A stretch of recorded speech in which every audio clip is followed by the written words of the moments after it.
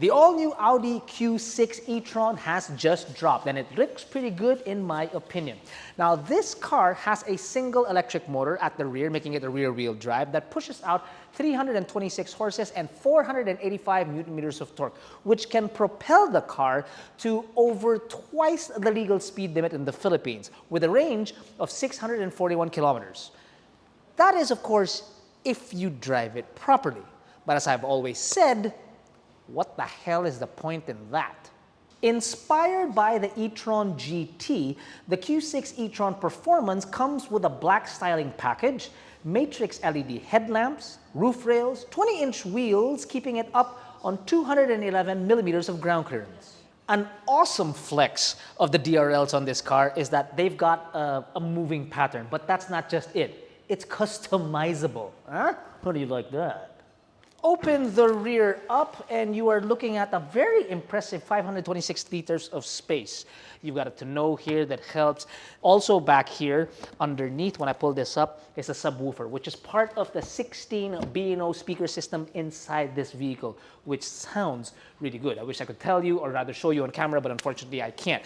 Now, you can also expand the space to over 1,500 liters by just clicking this, and the seats come down. It's relatively fat, so fitting our balikbayan boxes should be quite easy, sliding it all the way back there. It also comes with a home charger that can charge the vehicle of up to 11 kilowatts. Legroom is quite decent. This is my normal driving position, and I'd be comfortable here. See, that's pretty big right there. Headroom is surprising. There's a lot of headroom. Yes, Jack, I know what you're going to say. I'm not a very tall person, but you were thinking it. You were thinking it. I can cross my legs. That's nice. It's very comfortable. Putting a third passenger in here might be a bit tight because there's not a lot of leg room, but I will tell you that since there is no center tunnel, that is quite easy. Of course you would fit there, right? Wow. You know, you're the one that kind of told me. Oh, I can say I'm short. You can't say I'm short. I'll keep quiet. I'll keep quiet for now. I'll shut. Toys.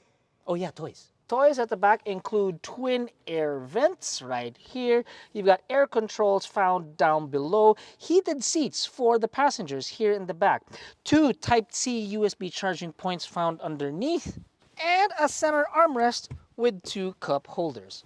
That's basically it. Oh, and a set of Bang & Olufsen speakers at the rear, which look really good because it's nice and lit.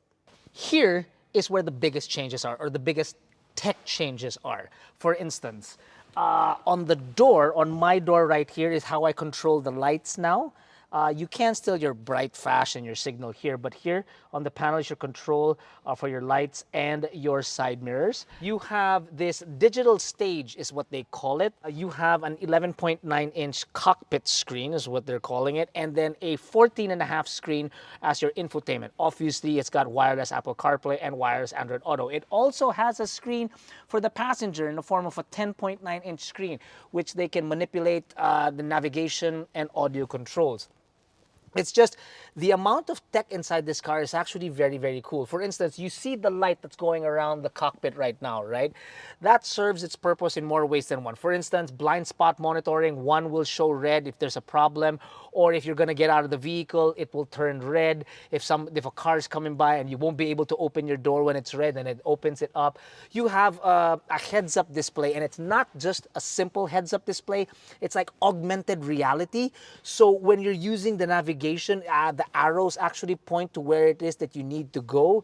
When it's charging this car, the light up front is sort of like it runs like a battery meter. So it'll tell you if it's a 50% charge, then the light's only going to be 50% of the way, and 80%, and so on and so forth.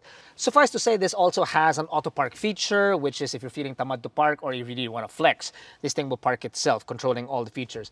Now, also, I wanted to point out that remember in the past that we kind of stopped pointing out all of the driver assists because there were starting to be too many of them, like EBD, even ABS we'd mentioned, and so on and so forth. But it's a good thing that we stopped, because had we continued with this car, look at the amount of tech that you get inside this car, right? It's just, there's so much. Look at this, right?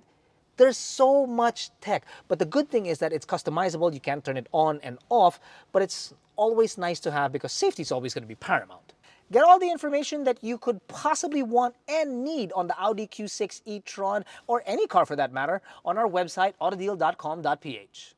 It's nice to see more and more EVs out in the market, and nice to see offerings from premium brands like Audi hitting the streets because, well, they are very good looking.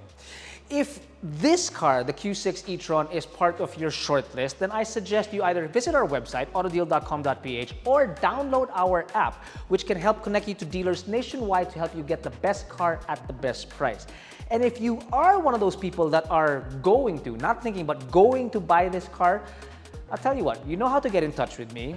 You have my Facebook page and my Instagram page. You know where our office is. I live near Audi Green Hills, and I'm just saying that I have an extra spot in my garage.